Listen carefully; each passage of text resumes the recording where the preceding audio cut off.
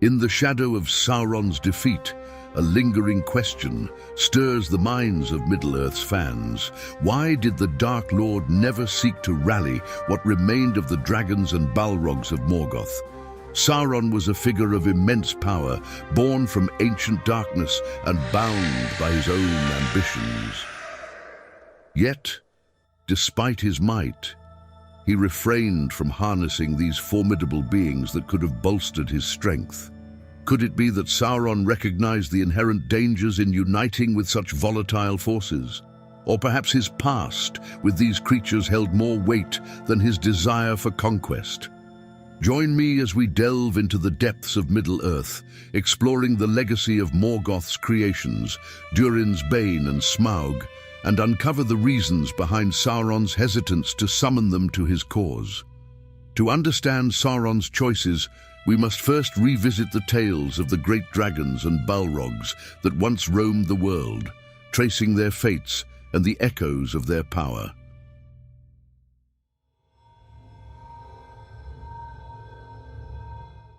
Dragons, or Uruk, were bred by Morgoth during the First Age, and they were his most fearsome weapons. The first of their kind was Glaurung, known as the Father of Dragons. They possessed incredible strength, impenetrable scales, and a devastating breath of fire, making them nearly indestructible in battle. Some, like Ankalagan the Black, could fly, adding an even more dangerous dimension to their destructive power. Their greed for gold and treasure was infamous, as seen in Smaug's occupation of the Lonely Mountain, and this greed often drove their actions. However, dragons were not merely mindless beasts. They were cunning, capable of speech, and enjoyed toying with their enemies before destroying them. Tolkien describes dragons with awe, emphasizing their destructive might. In The Hobbit, Bilbo gives us a vivid picture of their terrifying presence. There he lay, a vast red golden dragon fast asleep. A thrumming came from his jaws and nostrils, and wisps of smoke, but his fires were low in slumber. Beneath him, under all his limbs and his huge coiled tail, and about him on all sides, stretching away across the unseen floors, lay countless piles of precious things. Gold wrought and unwrought, gems and jewels, and silver red-stained in the ruddy light. Smaug lay, with wings folded like an immeasurable bat, turned partly on one side, so that the hobbit could see his underparts and his long, pale belly crusted with gems and fragments of gold from his long lying on his costly bed.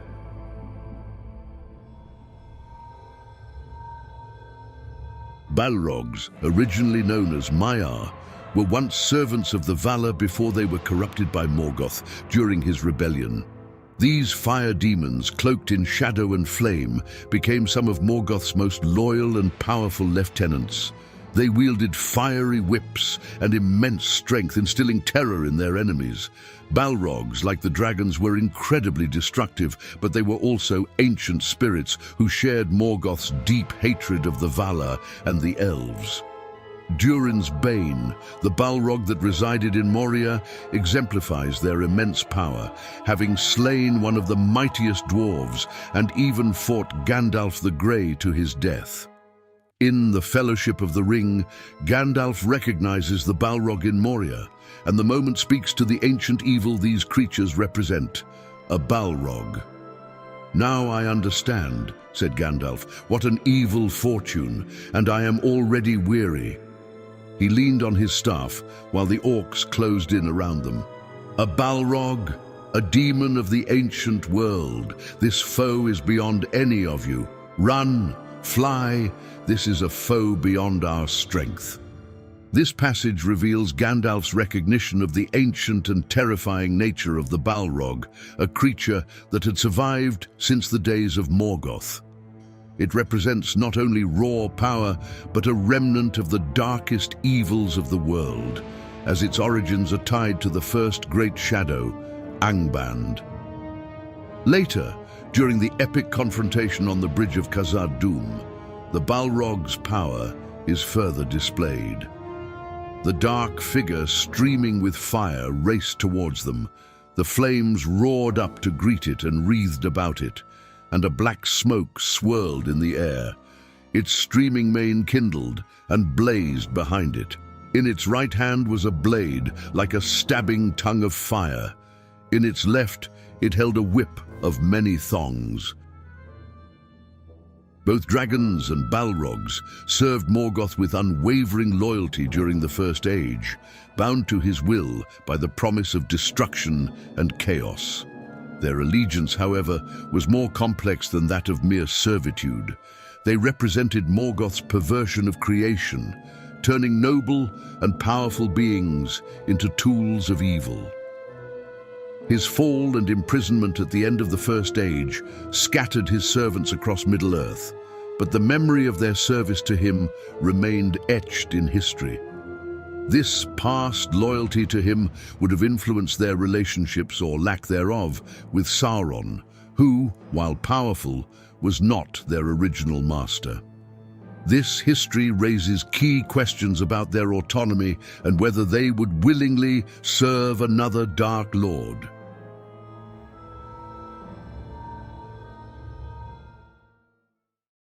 Sauron's ultimate goal was to dominate all of Middle-earth, creating a world where he alone held supreme power.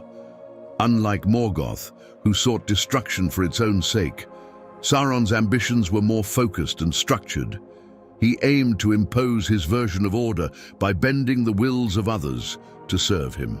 His greatest weapon in this quest was the One Ring, through which he sought to control not just his servants, but also the rulers of men, elves, and dwarves.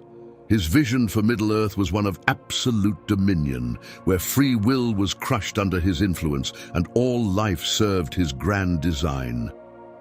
Sauron was a master manipulator and strategist, capable of bending both lesser and greater beings to his will through fear, deception, and domination. His recruitment strategies varied depending on the nature of those he sought to control.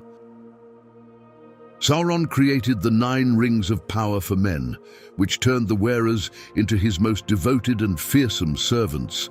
The Nazgûl, once kings of men, were gradually corrupted until their wills were entirely bound to Sauron. Through the rings, Sauron controlled not only their actions, but their very essence, making them slaves to his command. Sauron ruled over these beings through fear and intimidation, using his dark power to maintain a brutal hierarchy. Orcs, bred in the pits of Mordor and elsewhere, were driven by a mix of terror and hatred, while trolls served as mindless brutes bound to Sauron's will through sheer physical domination. He extended his influence to even powerful figures like Saruman the White, a fellow Maya, by exploiting their weaknesses. In Saruman's case, it was pride and the desire for power that led him to ally with Sauron. Sauron similarly tempted men, whether through promises of power or the threat of annihilation, ensuring that they served his purposes willingly or by force. Sauron's greatest strength lay in his ability to manipulate others without them even realizing it. In his guise as Anatar, the Lord of Gifts, he deceived the elves into crafting the rings of power, hoping to ensnare them through the One Ring. Sauron was patient, willing to work behind the scenes and wait for centuries to achieve his goals. He used cunning and charm when brute force wasn't the answer, ensuring that even those who thought they were acting of their own accord were often serving his designs.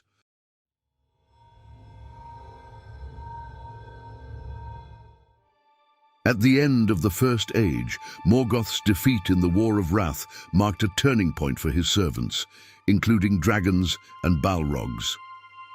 The valor and the forces of the Eldar utterly destroyed Morgoth's armies, and many of his most fearsome creatures were slain or scattered. Tolkien describes their scattering in the Silmarillion, noting the isolation that followed Morgoth's fall. But they were scattered, and few remained in Middle-earth. There came no longer any Balrog, save only those that had fled to dark places at the end of the First Age. Though Anchor-Lagan the Black, the greatest of the winged dragons, was killed during the final battle, some dragons survived. However, their numbers were greatly diminished. The most notable survivor was Smaug, who became the last great dragon by the time of the Third Age. The dragons that remained in Middle-earth retreated into the distant northern regions of the world, far from the influence of men, elves, and Sauron. Without Morgoth to command them, they became increasingly isolated, focusing on hoarding treasures rather than playing any larger role in the grand conflicts of Middle-earth. The Balrogs, once numerous during Morgoth's reign, were all but destroyed in the War of Wrath. Most were either slain or fled into the deepest, most hidden places of the world. Durin's Bane, the Balrog of Moria, was the only known survivor by the Third Age. After fleeing into the depths of Khazad-dûm, Durin's Bane remained dormant for thousands of years, until it was awoken by the dwarves during their attempt to reclaim Moria. The other Balrogs, if they survived, remained hidden and disconnected from the broader events of Middle-earth. Both dragons and Balrogs, despite their immense power, had become more like relics of an older age by the time Sauron rose to prominence. Their diminished influence and isolation likely contributed to Sauron's decision to focus on more readily controllable beings, such as men, orcs, and the Nazgûl. While they still held power in their respective domains, they no longer played the decisive roles they once did during Morgoth's time. Smaug was the last of the great dragons in Middle-earth and, by the time of The Hobbit, had become a terror of the northern regions. After decimating the dwarves of Erebor, he claimed the Lonely Mountain as his lair, amassing a vast hoard of treasure. His destructive power was immense. His fire-breathing and nearly impenetrable scales made him a formidable force, capable of laying waste to entire armies and cities. His cunning mind made him more than just a beast. He was intelligent, able to converse and manipulate others, as seen in his conversations with Bilbo Baggins. In his arrogance and power, Smaug vividly describes his own might during his chilling conversation with Bilbo. "My armor is like tenfold shields, my teeth are swords, my claws spears, the shock of my tail a thunderbolt, my wings a hurricane, and my breath death." Smaug's destructive power was rivaled only by the greatest of Middle-earth's creatures. While the fell beasts of the Nazgûl struck fear from the skies, they were nothing compared to his fiery wrath. Where they sowed terror, Smaug laid waste, reducing stone to ash in mere moments. His intelligence, however, set him apart from beasts like the trolls and wargs that filled Sauron's armies.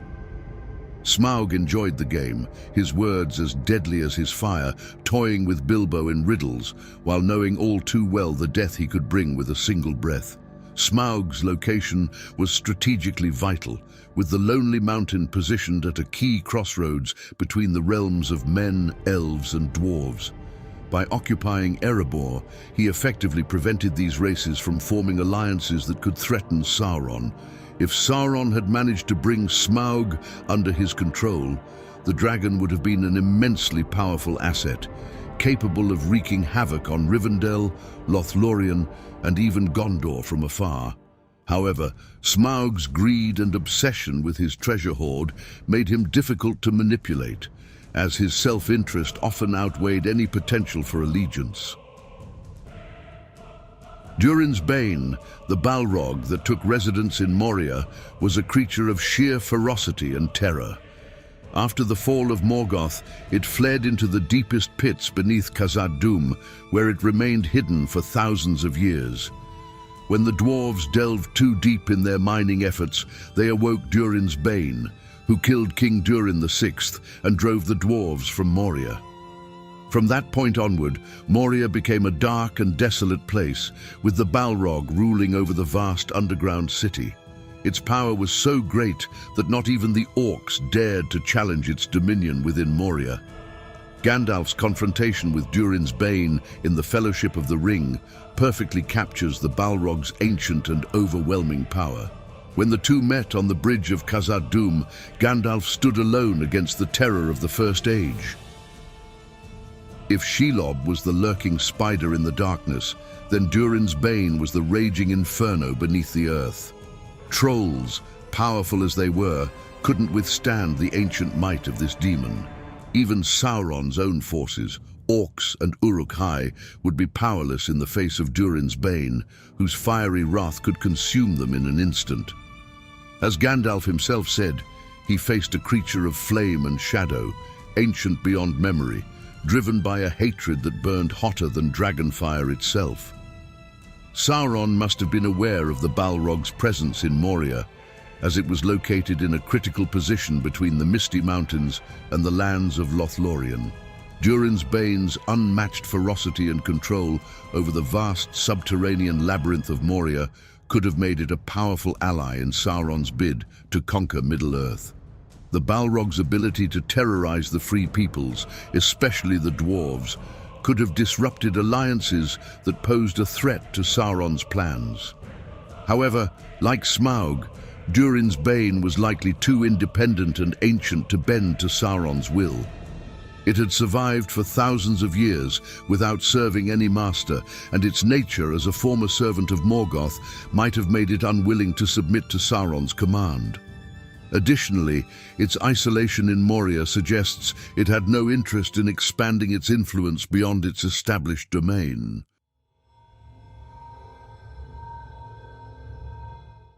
Smaug's immense power and control over Erebor made him an enticing prospect for Sauron. The dragon's ability to obliterate any opposition could have been a valuable tool in Sauron's campaign, especially against the free peoples of the north. Smaug's location in the Lonely Mountain also presented a strategic advantage. If Sauron had successfully enlisted the dragon, he could have effectively controlled a key region and cut off the Men of Dale and the Elves of Mirkwood from potential alliances. Durin's Bane controlled one of the most important strongholds in Middle-earth, Moria. This ancient underground kingdom lay beneath the Misty Mountains, making it a potential staging ground for invasions into the surrounding lands. The Balrogs' sheer power and control over Moria's vast tunnels could have been used to spread fear and destruction, further weakening the Free People's defenses and diminishing any hope of reclaiming the territory. While both Smaug and Durin's Bane represented incredible power, they also posed significant challenges for Sauron.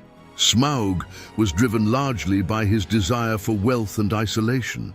He had no interest in serving a higher cause and may have seen Sauron as a rival rather than an ally. The prospect of sharing power or resources would not have appealed to him, making him a difficult if not impossible recruit. Moreover, Smaug's solitary nature meant that he was more focused on guarding his hoard than aligning with any broader agenda. As a Balrog, Durin's Bane had once served Morgoth, a Dark Lord far more powerful than Sauron. It is unlikely that the Balrog would have viewed Sauron as a worthy master. After centuries of ruling Moria without interference, Durin's Bane had no reason to submit to another's authority. Its focus seemed solely on maintaining its control over Moria, and any attempt to recruit it may have resulted in rebellion or resistance. While Smaug and Durin's Bane were formidable beings, their independence and past loyalties to Morgoth likely made them difficult, if not impossible, for Sauron to control. Rather than risk rebellion or conflict with such unpredictable forces, he may have chosen to rely on more easily controlled minions, like the Nazgul and orcs, who were bound to his will. Sauron focused on gathering vast, controllable armies. Enlisting isolated beings like Smaug or Durin's Bane, who lacked the numbers of Morgoth's original forces, may have seemed inefficient compared to the ease of commanding orcs, men, and the Nazgul. For Sauron, the priority was building a vast, loyal, and organized army, rather than relying on a few powerful but unpredictable creatures. Both dragons and Balrogs were once servants of Morgoth, the first Dark Lord, under whom they served out of fear and submission to his immense power. Though Sauron had been Morgoth's lieutenant, he did not command the same fearsome stature as his former master. He may have feared that these ancient beings still harbored loyalty to Morgoth or looked down on him as a lesser Dark Lord. Unlike orcs, bred for servitude, or men, easily corrupted, dragons and balrogs had long histories and might have viewed Sauron's offers of dominance with skepticism. This lingering allegiance could have sparked rivalry rather than subservience, making them more of a potential threat than an asset. Dragons and balrogs were not mindless. They were intelligent, independent, and powerful. Sauron, a master tactician, likely recognized the danger in attempting to subjugate beings driven primarily by self-interest. Smaug's greed and desire for wealth made him unpredictable, while Durin's Bane had long ruled over Moria and showed no interest in leaving its domain. These creatures would have resisted efforts to subordinate them, viewing Sauron not as a master, but as a rival. Smaug, in particular, had no history of serving Sauron and likely would have perceived any attempt to control him as a threat to his autonomy. Meanwhile, Durin's Bane had thrived in isolation for millennia, secure in its own power and without need of a master. Sauron's dominion depended on absolute loyalty, and the risk of rebellion from such independent, uncontrollable beings was too great. His manipulation relied on exploiting weaknesses like fear, the desire for power, or the influence of the One Ring. However, neither Smaug nor Durin's Bane were easily swayed by such tactics, and any attempt to compel their submission might have led to disastrous conflict. Thanks for watching. If you enjoyed this type of content, don't forget to like and subscribe. See you in the next one.